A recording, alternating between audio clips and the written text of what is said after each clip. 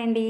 వంట చేయడానికి ఎక్కువ టైం లేనప్పుడు పప్పు, చారు, వేపుడు వీటన్నింటికి బదులుగా ఈ ఒక్క పులుసు చేసేయండి. చాలా బాగుంటుంది టేస్ట్. ఇప్పుడు కుక్కర్లో 1 కప్పు కందిపప్పు వేసి శుభ్రంగా కడిగేసుకొని మీడియం సైజులో కట్ చేసి పెట్టుకున్న వంకాయ ముక్కలు, పొటాటో ముక్కలు, అలాగే టమాటా, ఉల్లిపాయ ముక్కలు వేసుకోవాలి.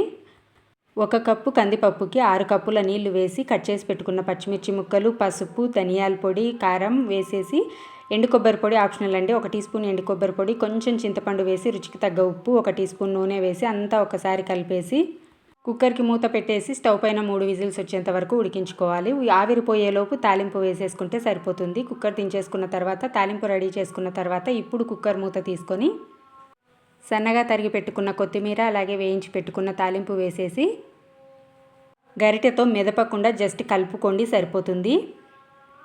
10 నిమిషాల్లో పప్పు పులుసు రెడీ అయిపోతుంది. వేసుకొని కాదు పోసుకొని తింటారు, అంత కమ్మగా ఉంటుంది. నచ్చితే లైక్ చేసి ఛానల్ని సబ్స్క్రైబ్ చేయండి. Thank you.